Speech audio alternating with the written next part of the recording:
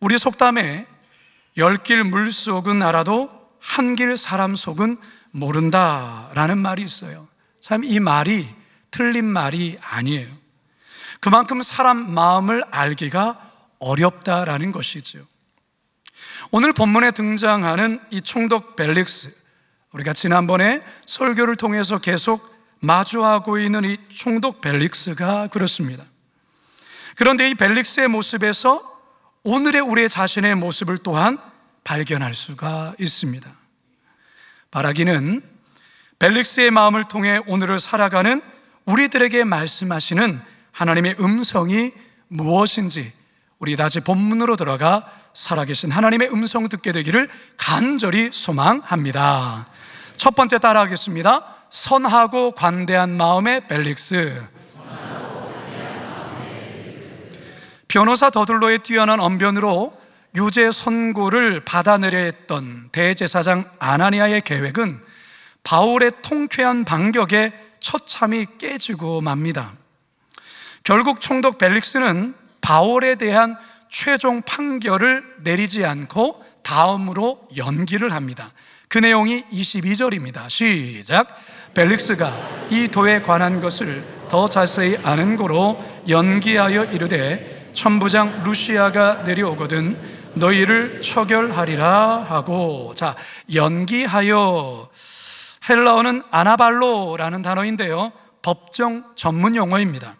이 단어는 휴회하다, 휴정하다라는 뜻인데요, 벨릭스는 바울을 고발한 유대 종교 지도자들의 손을 들어준 것도 아니고 그렇다고 바울의 손을 들어준 것도 아닙니다. 일단 판결을 보류합니다.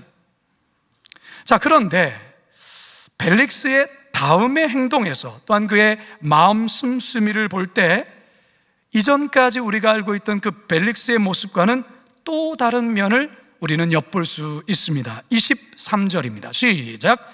백부장에게 명하여 바울을 지키되 자유를 주고 그의 친구들이 그를 돌보아 주는 것을 금하지 말라 하니라. 굉장한 호의를 베풀고 있습니다. 유대인들이 벨릭스를 좋아하지 않은 이유가 그의 잔인성 때문이라고 지난번에 말씀을 드렸어요.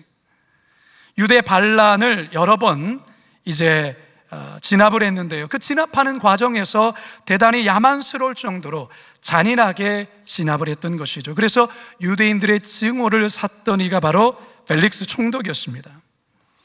바울을 처음 재판할 때에도 그의 거만함은 여지없이 드러나지 않았습니까? 10절을 함께 읽습니다. 시작. 총독이 바울에게 머리로 표시하여 말하라 하니.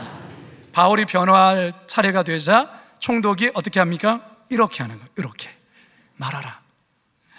아무튼 이와 같이 강렬한 인상의 벨릭스.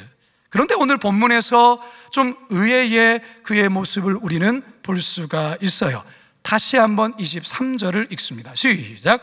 백부장에게 명하여 바울을 지키되 자유를 주고 그의 친구들이 그를 돌보아 주는 것을 금하지 말라 하니라. 자유를 주라는 거예요. 자유를.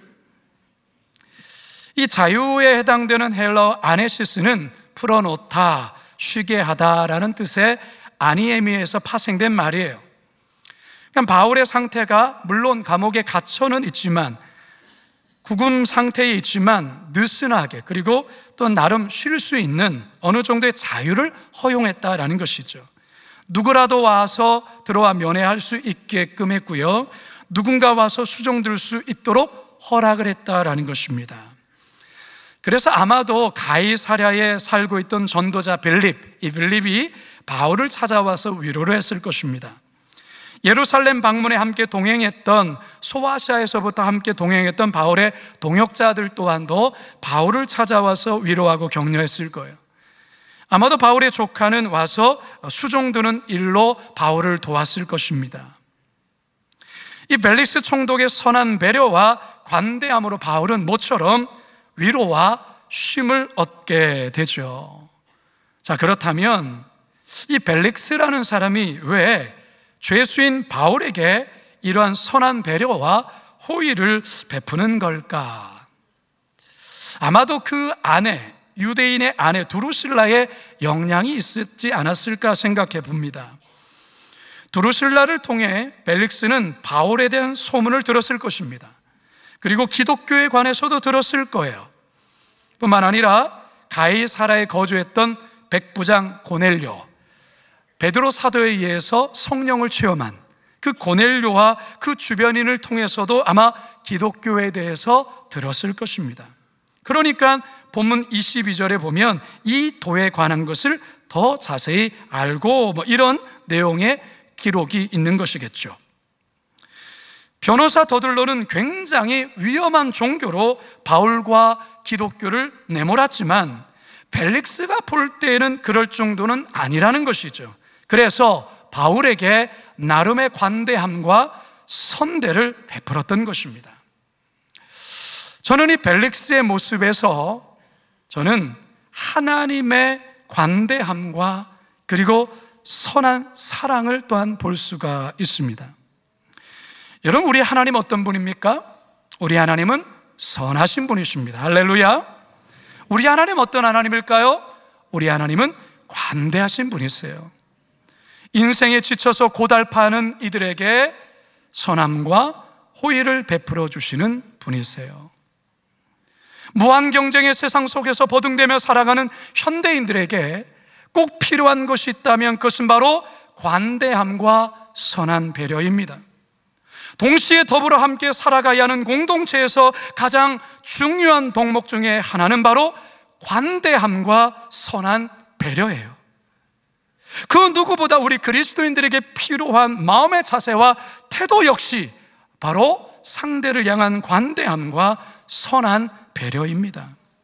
만일 이것이 빠진 그리스도인이라고 한다면 그는 진정한 의미에서 그리스도인이 아니라 할 수 있어요. 나보다 남을 더 세워주고 서로를 배려하며 힘 있는 자는 힘 없는 자를 세워주고 배려하고 가난하고 소외된 자를 붙들어주는 것, 이게 바로 예수 그리스도의 정신이라는 것입니다. 예수의 제자는 바로 그런 삶을 살아가는 자예요. 바라기는 벨릭스의 한 단면의 모습이긴 하지만 벨릭스의 이 같은 마음을 통해 우리에게 선함과 관대함을 베푸시는 하나님을 만나실 뿐만 아니라 우리 또한 힘없고 지쳐있는 자들에게 주님의 선함과 관대함을 온전히 베풀 수 있는 착한 성도들 다 되시기를 주님의 이름으로 축원합니다. 두 번째 따라하겠습니다. 복음을 알고 싶어하는 벨릭스. 바울에 대한 총독 벨릭스의 선하고 관대한 모습에서 사실 우리는 좀 놀라지 않을 수가 없습니다. 그에 대해서 우리가 알고 있는 그런 모습과 좀 다른 모습에 우리가 좀 놀랍니다. 그런데 또 한 번 우리는 벨릭스의 모습을 통하여 놀라게 됩니다. 그 내용이 24절입니다. 시작.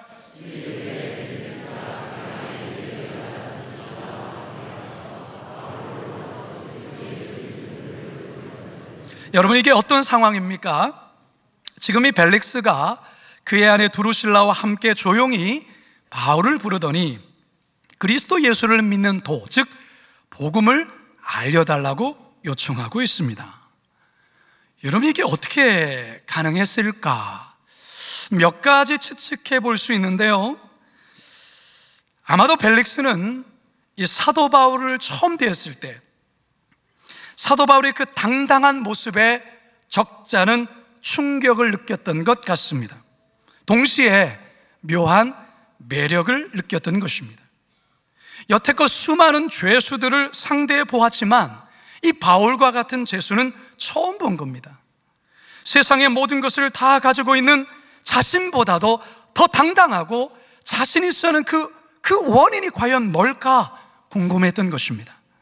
결정적으로 자신은 이 총독이라는 이 자리까지 오는 데에 수많은 인생의 많은 삶의 어려움이 있었고 그렇게 어렵게 올라왔지만 늘 불안하고 걱정이 가득해 행복하지 않은데 바울을 보니까 바울은 행복해 보였다라는 거예요.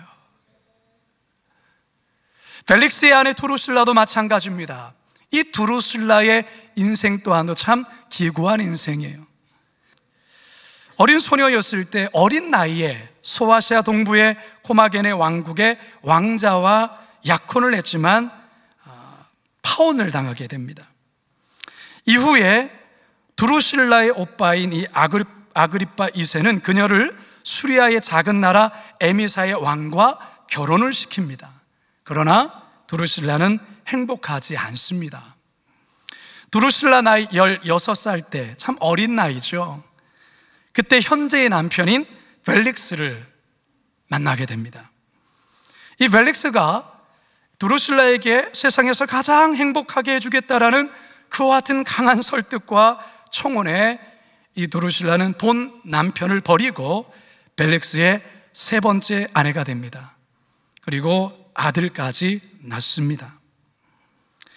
이 아들은 AD 79년 베시비우스 화산 폭발 때에 사망하게 되는데요, 이 두루실라의 삶이 결코 순탄한 인생이 아니었다라는 것이에요. 아버지의 그 처참한 죽음, 그리고 자신의 집안과 가문을 위해 늘 희생당해야 했던 그런 불쌍한 여인이었습니다. 겉보기에는 총독 벨릭스의 아내 사모였지만, 그래서 모두가 부러워하는 자리에 섰지만 그의 마음은 행복하지가 않은 것이죠. 늘 뭔가 허전하고, 늘 마음이 공허하고, 늘 뭔가 마음의 영적인 그 갈증이 끊임없이 솟아났던 것입니다. 그래서 그녀는 진짜의 행복, 진짜의 진리, 진짜의 복음을 만나고 싶었던 것이죠. 성도 여러분, 우리는 이 총독 벨릭스의 모습과 그리고 그 안에 두루실라의 이 마음을 통해서 이 땅에서 방황하는 수많은 영혼들을 또한 보게 됩니다. 17세기 프랑스의 사상가 파스칼은 이런 말을 남겼어요. 인간의 마음 속에는 커다란 구멍이 뚫려져 있는데 그 구멍은 세상의 쾌락이나 물질욕으로 채울 수 없고 아무리 노력해도 불만족과 실망으로 끝난다. 그 구멍 뚫린 빈자리에는 오직 예수 그리스도를 모실 때에만 채울 수 있고 참 평안을 얻을 수 있다, 이렇게 말을 남겼어요. 총독 벨릭스도 그리고 그의 아내인 두루실라도 그래요. 세상 최고의 자리에는 앉았지만 그 마음은 뚫려 있는 거예요. 그 마음에는 구멍이 나 있는 거예요. 호화로운 궁궐로도, 값비싼 보석으로도, 맛난 음식으로도, 날아가는 새를 떨어뜨릴 수 있을 만한 권세로도 그 구멍은 절대 메워지지 않았다라는 것입니다. 그 구멍은 오직 예수 그리스도를 모실 때만 채워지게 되는 것입니다. 따라서 성도 여러분, 아무리 겉이 좋아 보이고, 아무리 세상적으로 성공하고, 아무리 재벌이고 돈을 많이 번 사람일지라도 하나님을 만나지 못한 인생은 불행한 인생이 되고 마는 거예요. 예수 그리스도를 만나지 못한 인생은 불쌍한 인생이 되고 마는 것입니다. 복음을 만나지 못한 자는 결국 실패한 인생이 되고 맙니다. 사랑하는 성도 여러분, 여러분은 이 좋은 예수님을 만나셨습니까? 이 좋은 생명의 복음을 만나셨습니까? 만일에 예수 그리스도를 아직 만나지 못하셨다면 오늘 본문에서 이 벨릭스와 이 두루실라가 영혼의 목마름과 갈증으로 사도 바울을 찾아가서 복음을 듣기를 원했던 것처럼 여러분, 이 시대에 사도 바울을 찾아가시기 바랍니다. 우리 교회는 사도 바울이 많아요. 알파 코스의 사도 바울, 1:1 제자 양육의 사도 바울, 군 양육 훈련의 사도 바울, 전도대 모임에 사도 바울이 있어요. 여러분들이 그곳에 가셔서 여러분이 그 모임에 참여하시면 그리스도의 복음을 잘 알 수 있습니다. 복음을 깨달을 수 있을 것입니다. 따라서 거기에 동참하시기 바랍니다. 동시에 이 복음을 알고 싶어하는 이 시대의 벨릭스와 두루실라처럼 세상에 많은 것은 갖춰져 있지만 세상 사람들이 보기에는 행복해 보일 것 같지만 그 뚫린 가슴으로 삶에 방황하는 심령들, 이 시대의 벨릭스와 두루실라에게 여러분들이 바울이 되어주셔야 됩니다. 그들에게 이 복음을 알려주시기 바랍니다. 바라기는 이 생명의 복음, 오늘도 예배 가운데 여러분 모두가 깊이 만나시고 동시에 이 복음이 필요한 이 시대에 벨릭스와 두루실라에게 꼭 전해주시는 저와 여러분 되기를 주님의 이름으로 축원합니다. 마지막 세 번째 따라 합시다. 이중적인 마음의 벨릭스. 바울을 불러 그리스도의 도에 관해 진지하게 듣던 이 벨릭스가 갑자기 두려움에 휩싸입니다. 그리고 더 이상 복음을 듣지 않겠다고, 그리고 바울에게 다음에 오라고 그렇게 이야기를 해요. 25절 하반절입니다. 시작.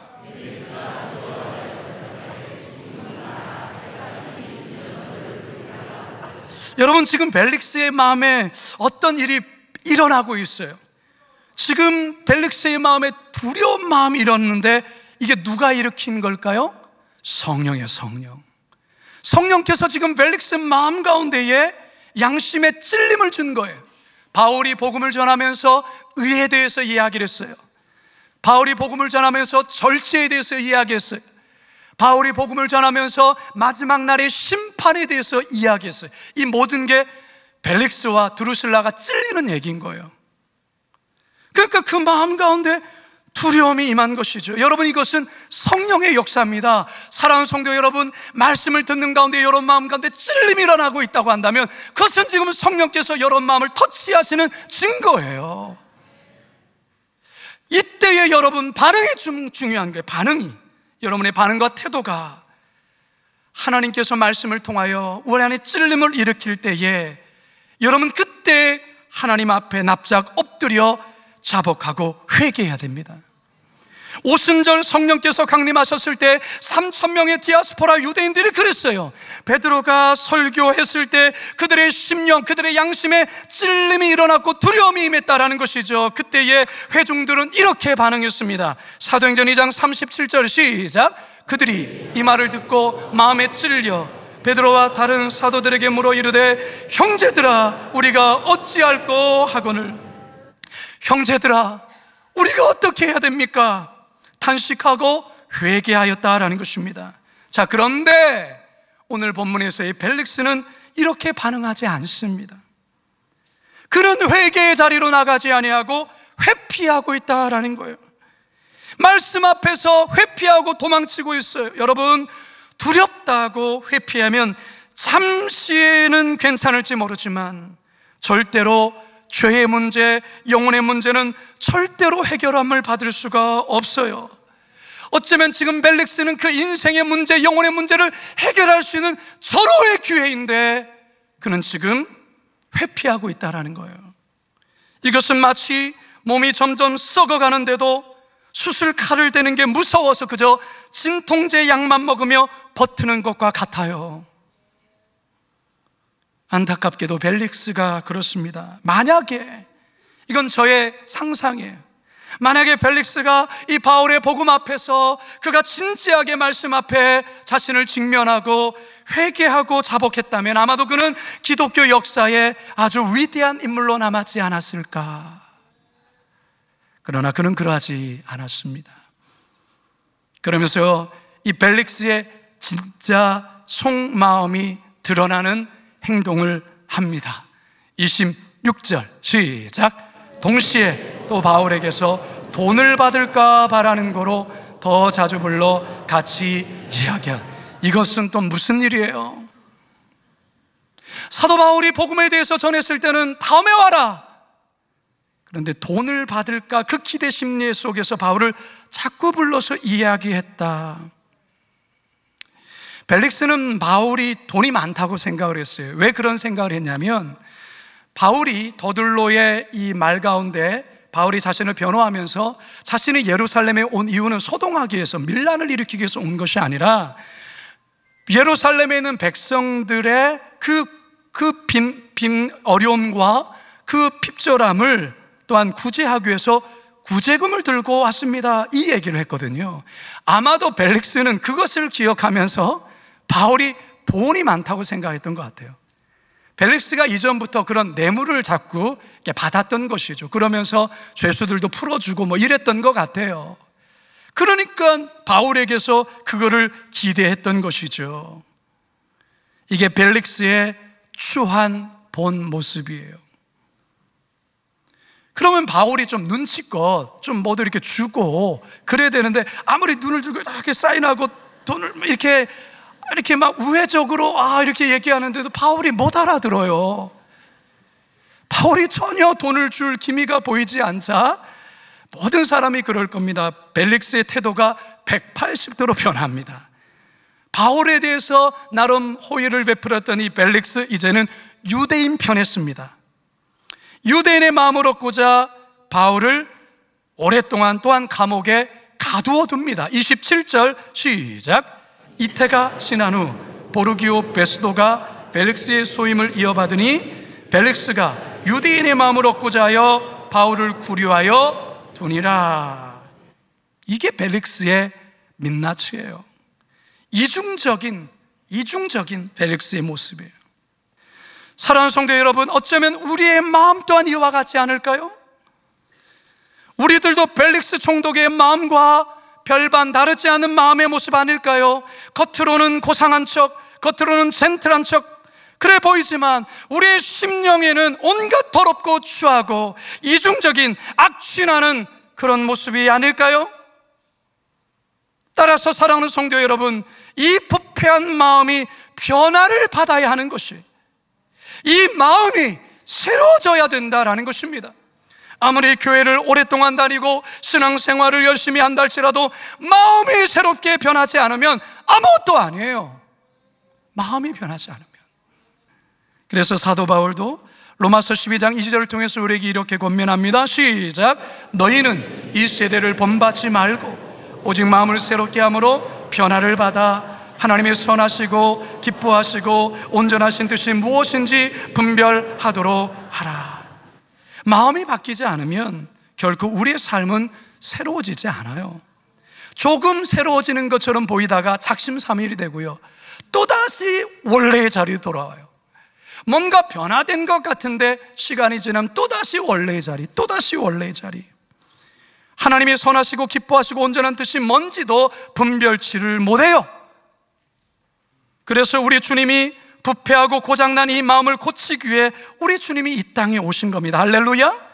상하고 타락한 이 마음 완전히 새롭게 하시기 위해 우리 주님이 이 땅에 오셨어요. 이중적인 마음을 수술하시기에 이 땅에 오셨어요.